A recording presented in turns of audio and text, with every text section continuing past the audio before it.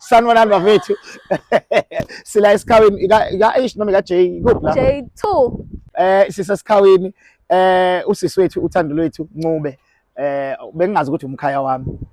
Sivela eMtuba but sahlangana la esikhawini mall washo ukuthi une program ayenzayo ne-youth uzoyichaza yena wayeseyasho ukuthi uyafisa naye ukufaka isandla lekelele kule campaign yethu bafethu ka 1 million pairs of school shoes simukela noma yini but okubaleke kakhulu kade ngilongikhala ngendaba yama sanitary towels ama pads for abantu besifazane ngoba siyayithola ke manje ixubo Colgate polish ubaba uMsweli wayivula indlela and there are more people coming but hayisoyithenga ixubo siyathenga in but besiloko singawatholi ama sanitary towels ama pads but usisi wethu uthando lwethu ningawunaka umoya uprogramiwe into yamabomu.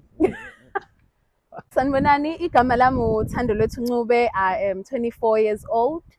Ngisebenza phansi kwe project ebizwa ngo Mr and Miss Charity Influencers KZN.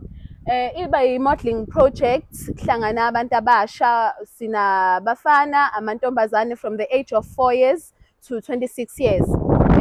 Sizobe sine main event ngomhla ka 6 July eThekwini but okuhlanganise kakhulu namhlanje ukuthi uButlinda bengithi ngizofaka nje okuncane kuma sanitary pads esinawo okwamanje. I only manage ukuthi ngihlanganise ama pack awu 20 ahambisana nama toothpaste akhona. So siyacela ukuthi officer yokufaka isandla engaxhumana noButlinda Mfekayi futhi oseduzane mhlawumbe nasesikhawini noma eseThekwini. I-project yami yafinyelela khona uMiss Charity Influencers. Yes. We're still looking for ama models, we're looking for entries and yeah bafethu we're just hoping for the best. Ngiyabonga kakhulu. Siyabonga kakhulu but asingayishiyi ngaphandle leyo ukuthi bakuthola phi utholakala kuphi. Siyadinga ukuthi wathole nawo ama sponsors. Siyadinga ukuthi bathole abantu abazosupporta utholakala kanjani?